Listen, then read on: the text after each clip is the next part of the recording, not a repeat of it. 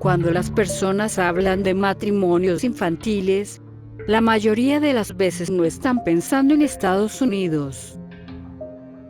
Como si Estados Unidos fuera un tipo de utopía, donde cosas así simplemente no suceden. Sin embargo, no es cierto. El matrimonio infantil puede no ser tan común aquí, claro, pero sí sucede. De hecho, solo 10 estados tienen leyes contra esto. Pues adivina qué, yo crecí en uno de sus 10 estados. Aún mejor, crecí en un culto. Nuestros líderes realmente enfatizaron la idea de novias puras y virginidad y virilidad. Me enseñaron, cuando era niña, que solo una mujer joven personificaba estos rasgos. Mujer joven no significa una niña de 20 años, por cierto, o incluso un niño de 18 años. Eso lo haría casi comprensible, ¿no?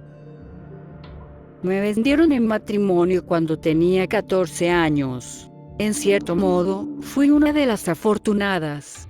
Verán, en nuestro culto, una niña llega a la edad del casarse cuando tuvo su primer periodo. Mi hermana mayor tuvo la suya a los 9 años.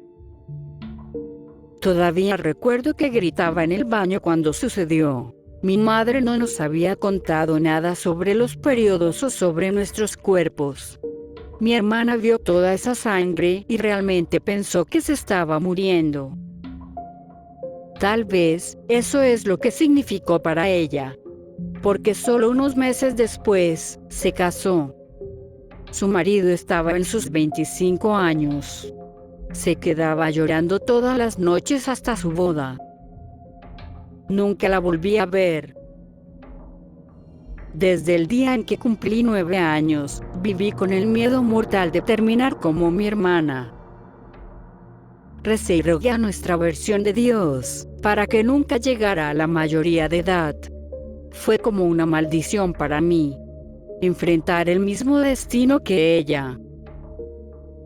Por un tiempo, parecía que algo había respondido a mis oraciones, porque año tras año pasaba, y no llegaba aquel momento que tanto temía.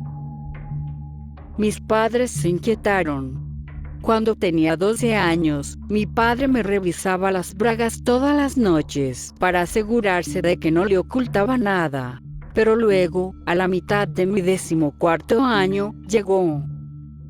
Vino durante la noche, manchó mis sábanas y no hubo forma de ocultarlo. Mis padres estaban tan aliviados. Estaba tan molesta, que en realidad vomité cuando vi la prueba. Esas manchas por las que tanto recé para que nunca aparecieran en mis sábanas. El hombre al que me dieron tenía 43 años. ¿Puedes creerlo? ¿Te imaginas? A tus propios padres simplemente entregándote a alguien así. A pesar de que siempre supe que me pasaría, todavía dolía. Todavía envenenaba algo muy profundo dentro de mí. No esperaron tanto para mi boda como lo hicieron con mi hermana. Aparentemente, mi futuro marido tenía prisa, porque nos casamos solo un mes después. No te aburriré con los detalles de mi boda, ni la primera vez que me reuní con mi esposo, o el viaje a nuestro nuevo hogar. Me tuvieron que arrastrar al coche, pues yo pateaba y gritaba. En cambio, te diré esto. Todo cambió en el balcón. Una vez que me llevó a casa, me condujo al dormitorio principal y, afortunadamente, me dejó sola por varias horas. Me dijo que no quería nada más que atenderme, como debería hacerlo un esposo adecuado, y todos sabemos lo que eso significa, ¿no es así? Pero que tenía que ocuparse de algún negocio primero. Antes de salir de la habitación y cerrarla por completo, me dijo que me pusiera la ropa interior que me había dejado en la cama. Lo miré con disgusto, antes de tirarlo al suelo y dirigirme al balcón, que descubrí detrás de unas gruesas cortinas que iban del piso al techo. Mis padres debieron estar orgullosos de casarme con alguien tan rico. La noche estaba helada y había una ligera nevada cayendo, cubriendo lentamente el suelo. Brevemente, consideré tirarme de la cornisa, pero tenía demasiado miedo. Pensé que había una pequeña posibilidad de que pudiera sobrevivir, y no quería pensar en lo que podría pasarme si lo hiciera. Decidí volver adentro y estaba a mitad del camino hacia la puerta, cuando escuché algo detrás de mí. Curiosa, y sin ningún miedo, me di la vuelta. Lo que estaba en la barandilla del balcón era extraño. Estaba posado sobre sus patas traseras como un animal. Sus brazos se arrastraban hasta el piso del balcón, eran tan largos que pensé que podrían alcanzarme a través del balcón donde estaba parado. Cada brazo terminaba en una garra, que parecía lo suficientemente afilada para cortar cuero. Su cuerpo era delgado, tanto que me pregunté cómo no se iba a desmoronar.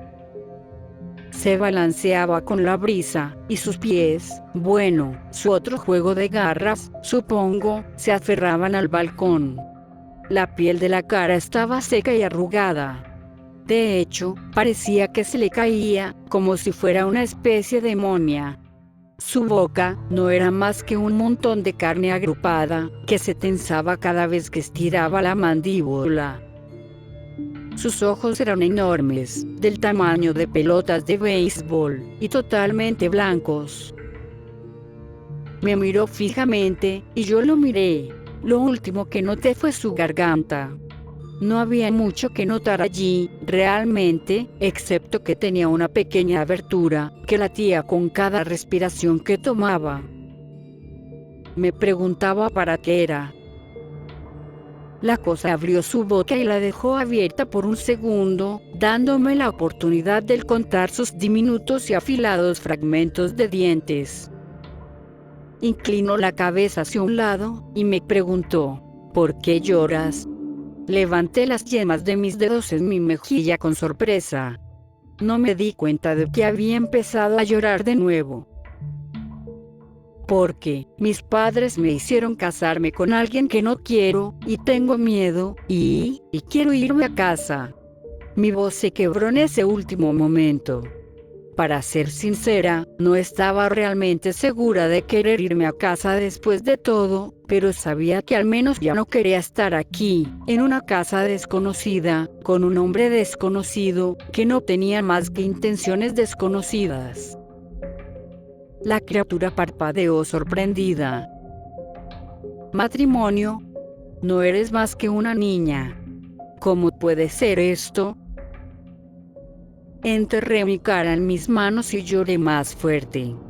Escucharlo en voz alta, de alguna manera, lo empeoraba todo. Hizo todo más real. Oí un sonido rasposo, y miré hacia arriba para ver a la criatura encorvada frente a mí. Incluso en cuclillas, sobre sus patas traseras era más alto que yo. Extendió la mano y pasó una punta de su garra por mi mejilla, muy suavemente. No llores, pequeña, decía. Dejé de llorar, más por sorpresa que por otra cosa. Por un segundo me pregunté si debería tenerle miedo. No me dio suficiente tiempo para tomar una decisión. ¿Cuál es tu nombre?, preguntó.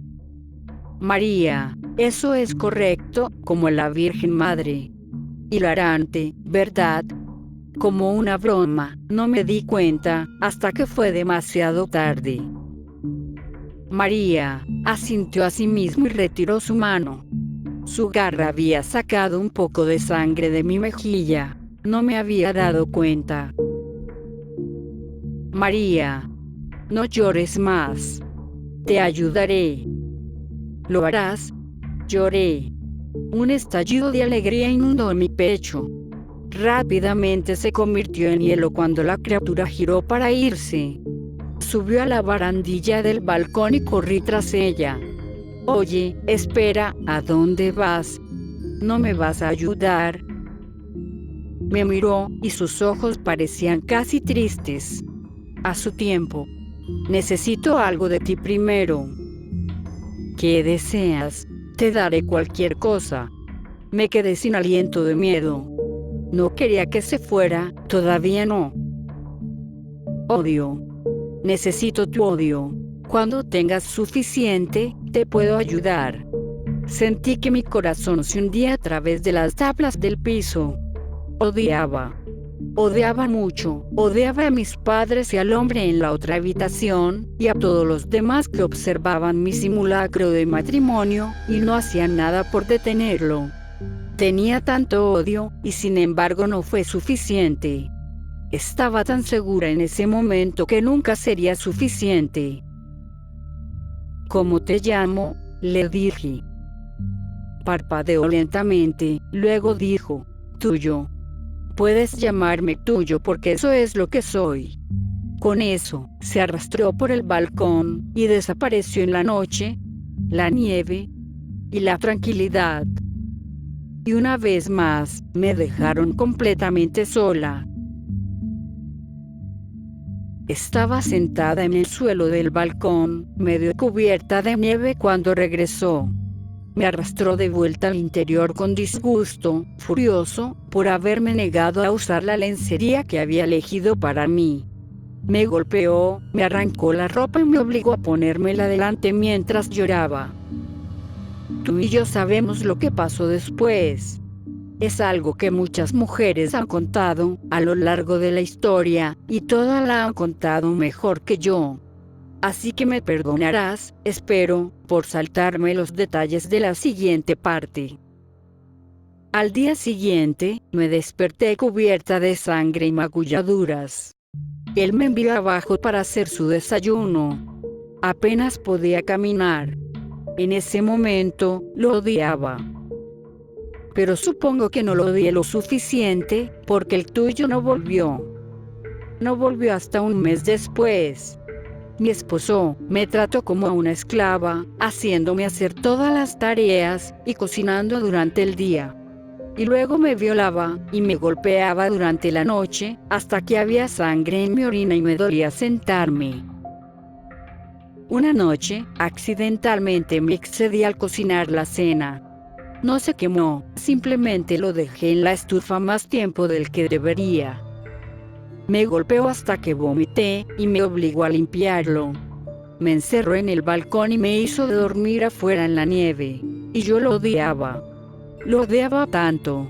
Llegó a mí esa noche en el balcón. Si no hubiera sido así, probablemente habría muerto de frío. Se enroscó alrededor de mi cuerpo y me mantuvo caliente. Era sorprendentemente cálido, ya sabes, para lo que fuera. Me susurró promesas y se mantuvo cerca mientras dormía. No vi al tuyo por unos meses más después de eso. Los días pasaron con relativa monotonía.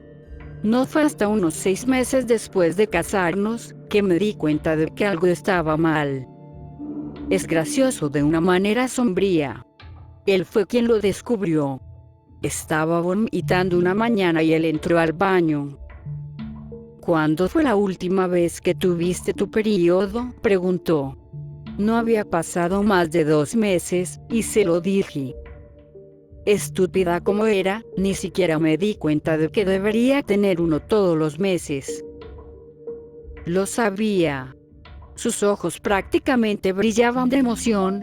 Cuando se movió detrás de mí y rodeó mi vientre con sus brazos, acariciándolo en su recorrido. Reprimí las ganas de vomitar de nuevo. Estás embarazada. Vas a tener a mi bebé. Él estaba absolutamente eufórico. Yo estaba temblando de terror. ¿Un bebé? Yo no sabía mucho sobre tener bebés, pero sabía que no era agradable. Me dolería y enfermaría, y al final tenía que encargarme, y cómo iba a hacer todo eso. Cuando se fue al trabajo, me tiré en el suelo y lloré. Lloré durante 1 hora completa, antes de lograr levantarme y hacer mis tareas. Esa noche, esperé en el balcón. Esa noche, llegó el tuyo. Se sentó allí desde su posición en el balcón, mirándome. Mis ojos y mi pecho estaban vacíos. Lo odio. Realmente lo odio, le dije. Tú, dijo el tuyo. Asentí. Me hizo señas. Acércate. Extendió y arrastró una garra por mi mejilla, mirándome. Sus ojos se mantuvieron con los míos durante un largo minuto, antes de que negara con la cabeza. No, no. No es suficiente. Grité cuando su garra cayó. ¿Cuándo será suficiente? No puedo odiar más. No puedo. Lo odio tanto como nunca he odiado nada. ¿Qué se supone que haga? El tuyo se inclinó hacia mí y presionó su boca contra mi frente en una extraña imitación de un beso. Con el tiempo, dijo. Ese fue todo el consuelo que dio, antes de que se escurriera por el balcón y me dejara en mi oscuridad. En los meses que siguieron mi panza creció bastante. Mis preocupaciones se disparaban al mismo ritmo. Mi esposo no me llevaría a ver a un médico. Me dijo que tendría un parto en casa. Él no me conseguiría ninguna medicina. Él no me dijo lo que debía hacer para mantener sano al bebé.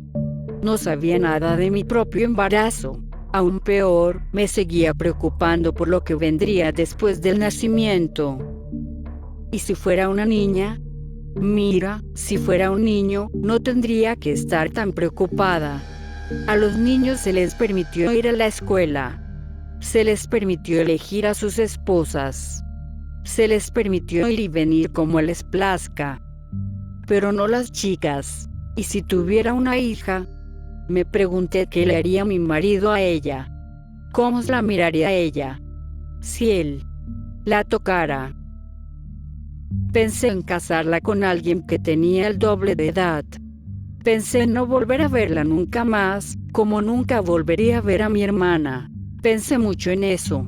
Así que supongo que podrías decir que lo que sucedió después fue una bendición, aunque en ese momento ciertamente no se sentía así. Mi marido llegó a casa borracho una noche, enojado, buscando una pelea. Algo había salido mal en el trabajo, supongo. Tuvo algunas noches así, pero tontamente pensé que esta vez me dejaría sola. Después de todo, ya había estado varios meses allí para ese entonces, no sé cuántos, pero mi vientre sobresalía, obviamente, de mi cuerpo delgado. No le importaba mucho, más que como una muñeca sexual, pero sabía que él se preocupaba por el niño. Al parecer no le importaba lo suficiente.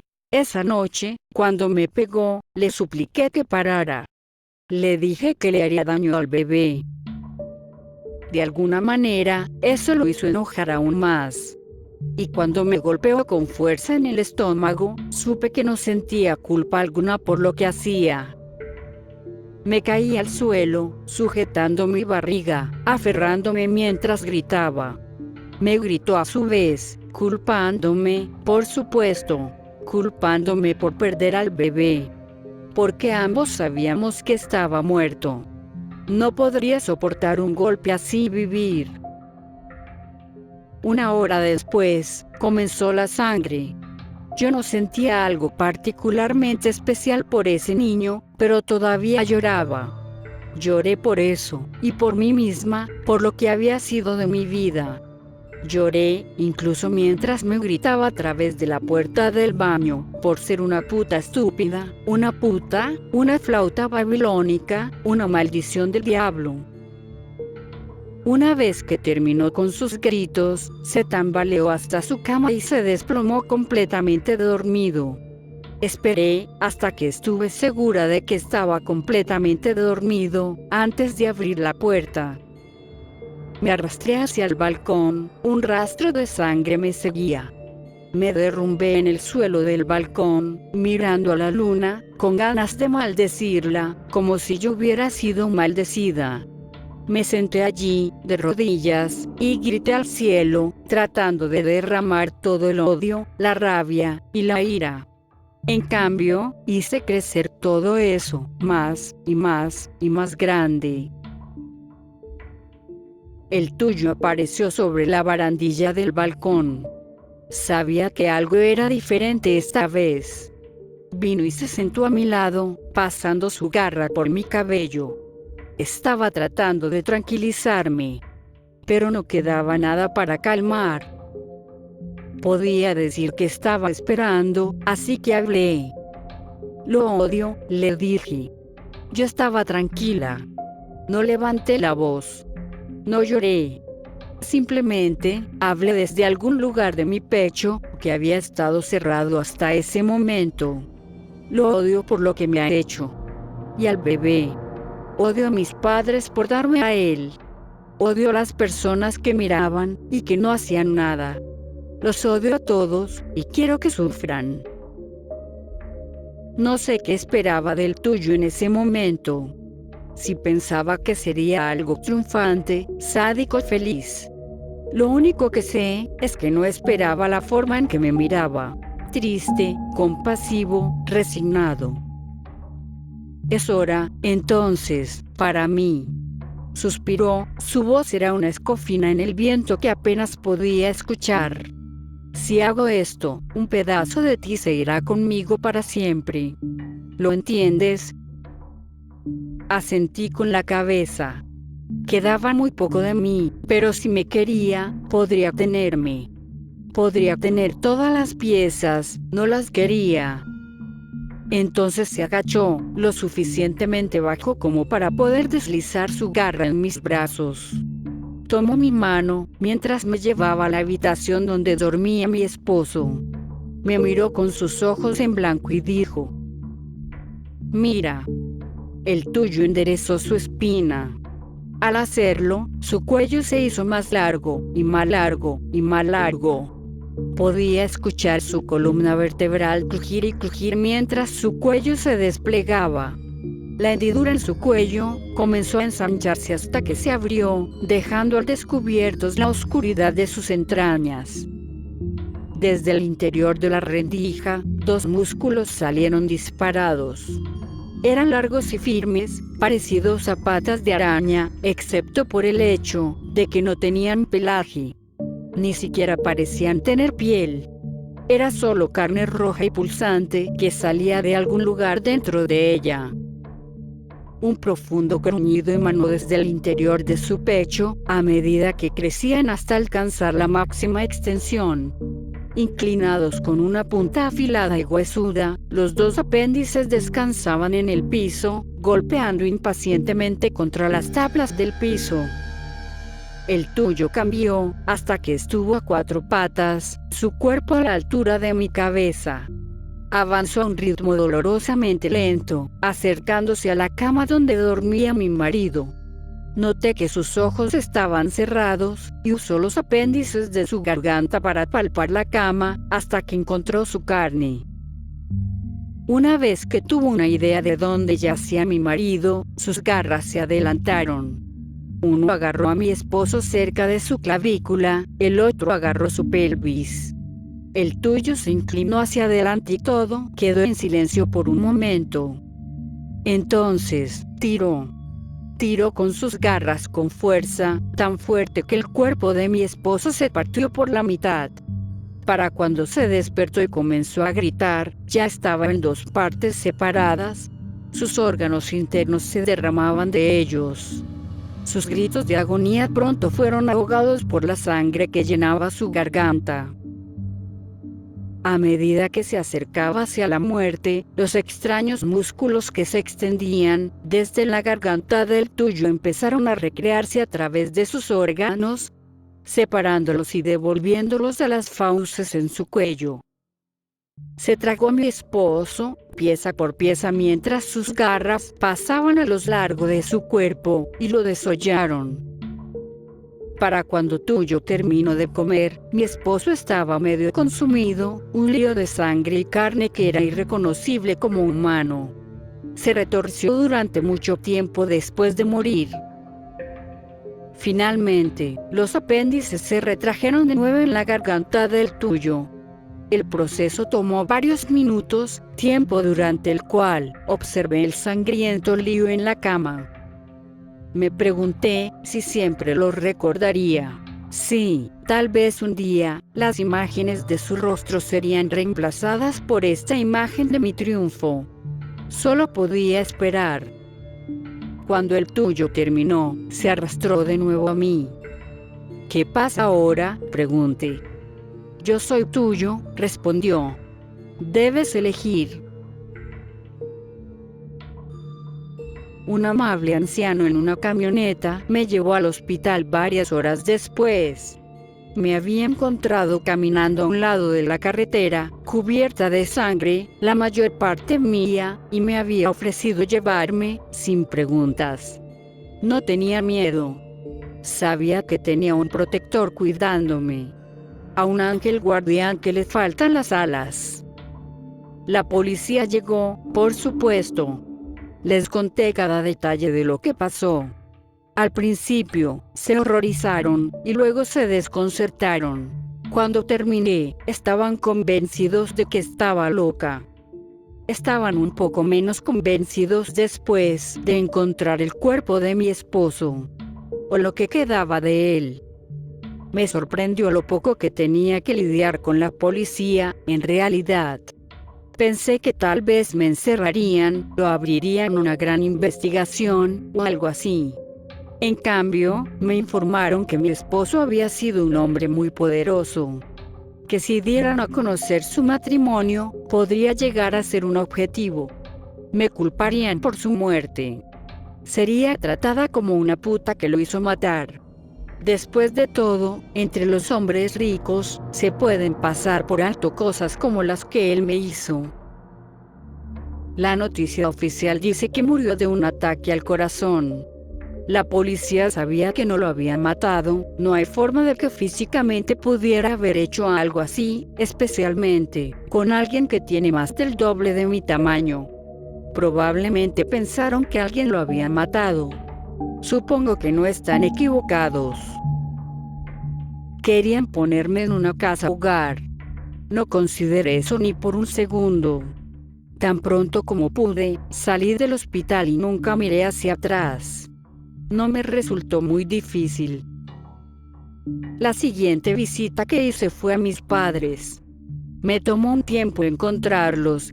Apenas había dejado mi casa creciendo y ni siquiera sabía mi propia dirección. Pero los encontré. Se sorprendieron al verme. Inquieta, me pregunto si alguna vez se sintieron culpables por lo que hicieron. De cualquier manera, no importaba. Les pregunté qué le pasó a mi hermana. Me dijeron que no sabían, pero me di cuenta de que estaban mintiendo. El tuyo me ayudó a ocuparme de ellos. Los sujetó y los despellejó lentamente, manteniéndolos vivos durante horas, mientras gritaban y pedían clemencia. Finalmente, me dijeron la verdad. Mi hermana había sido asesinada por su esposo, 2 años después de haberse casado. Dejé que el tuyo los matara entonces. No tenían más utilidad. Cuando terminó, busqué en la casa y robé todo el dinero que pude encontrar. Me desvanecí después de eso. Usé el dinero que tomé de mis padres para falsificar algunos documentos para poder trabajar. Eran falsificaciones obvias, pero a algunos empleadores realmente no les importa. Muchos de ellos me dieron trabajo por piedad, creo. Pensaron que estaba sola en el mundo, pero nunca estuve sola. Siempre tuve al tuyo para consolarme. Todavía no sé mucho sobre el tuyo. No sé qué es, ni de dónde viene. Cuando les digo a las personas sobre el tuyo, la mayoría parece pensar que es una especie de demonio. Sé que eso no es cierto. Nadie puede vivir lo que yo he vivido y todavía creer en Dios. La gente como yo no tiene el lujo de ese tipo de fantasías. No, creo que el tuyo es solo otra criatura, como tú o yo, tratando de abrirse camino en el mundo. Y me ha gustado bastante, lo sé. Ahora sé lo que significó cuando me dijo que tenía que darle un pedazo de mí. Cada vez que le ordeno, me quita un pedacito de mi humanidad. No pude sentirlo al principio. Después de todo, no creía que me quedara ninguna humanidad. Pero después de que tomo a mis padres, pude sentir que algo en mí estaba cambiando. Ocurre poco a poco, pero no obstante, sucede. No quería hacer eso, no quería quitarme nada. Pero era la única manera de salvarme. Es lo que debe ser. Las consecuencias de nuestro trato. Se lamenta por mí. Se lamenta por la humanidad que he perdido y por la infancia que nunca tuve. Se lamenta porque no puedo amar. Bueno, eso no es cierto. Amo a los tuyos. No amo nada más. Creo que nunca lo haré. Cada día, cuando me miro en el espejo, veo algo que es un poco menos que humano. Tal vez, eso es lo que está haciendo. O tal vez, una parte sustancial de mi humanidad murió cuando fui forzada a ese matrimonio. Nunca lo sabré. Además, no me importa en realidad. Últimamente, he estado pensando en todas las otras niñas pequeñas, atrapadas en estos matrimonios en todo Estados Unidos. Los que piensan que han sido abandonados, olvidados. Los que están esperando que alguien venga a salvarlos, porque no pueden salvarse a sí mismos. Pero, podría salvarlos. Yo podría hacerlo. No sé cuánta humanidad me queda por dar, cuánto hasta que ya ni siquiera me parezca remotamente a una persona. Pero creo que vale la pena. Si puedo salvar a un solo niño del destino que me dieron, de las elecciones que tuve que hacer, valdrá la pena. También me lamento, ahora que he tomado una decisión. Pero no me arrepentiré. No me arrepentiré de dar mi vida y mi humanidad por algo más grande que yo.